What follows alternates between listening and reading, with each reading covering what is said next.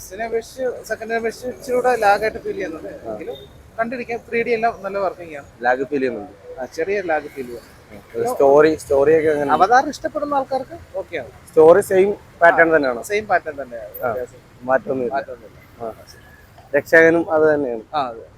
നല്ല ഓർഡറായിരുന്നു. സെക്കൻഡിൽ വെച്ചിട്ട് അടിപൊളി മേക്കിങ്ങും കാര്യങ്ങളൊക്കെ അടിപൊളിയായിട്ടുണ്ട്. സെക്കൻഡിൽ കുറച്ചുകൂടെ കൊള്ളാം. ഇതിൽ സ്റ്റോറി ഉണ്ട്, അതാണ് മെയിൻ ആയിട്ടുള്ളത്. സ്റ്റോറി ഉണ്ട് ഇതില്. സ്റ്റോറി ബേസ് എങ്ങനെയാ? പഴയ മറ്റേ രക്ഷകൻകളി തന്നെയാണ്, അല്ല പ്രത്യേകിച്ചൊന്നും ഇല്ല. തമ്മിലുള്ള വാറ് തന്നെ ക്ലാനില് ഇതിന്റെ ഇടക്ക് സ്കൈ പീപ്പിൾസ് കൂടെ കയറി വരും. അത്ര ഇമോഷണലി അല്ല, മൊത്തത്തില് അടിപൊളിയായിട്ടുണ്ട്. ഫസ്റ്റിന് വെച്ച് നോക്കുമ്പോഴത്തേക്ക് ഇതൊന്നും അല്ല. വിഷ്വലി പടം വെർത്താണ്. അത്ര സെക്കൻഡിനെക്കാട്ടി സൂപ്പറാണ്. അത് പറയാതിരിക്കാൻ പറ്റില്ല. എല്ലാ ഫ്രാഞ്ചൈസിയും കണ്ടാണോ? പിന്നെ വരുന്ന അടുത്ത സീരിയലുണ്ടല്ലോ, ഇപ്പം സ്ത്രീയ പൊളിയാണ്. ഇഷ്ടപ്പെട്ടു. വിഷ്വലൈസേഷൻ ഒക്കെ അടിപൊളി. അതാണ് നമുക്ക് ഏറിയത്. ഫയർ ആൻഡ് ആഷ് എന്ന് പറഞ്ഞ വേ ഓഫ് വാട്ടർ എങ്ങനെ ഉണ്ടായിരുന്നു? അത് അടിപൊളി.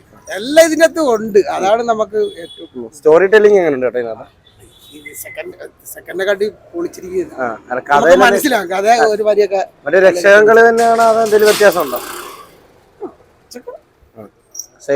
സൂപ്പർ ആയിട്ടുണ്ട്. നല്ല രീതിയിൽ തന്നെ അവർ പിടിച്ചു.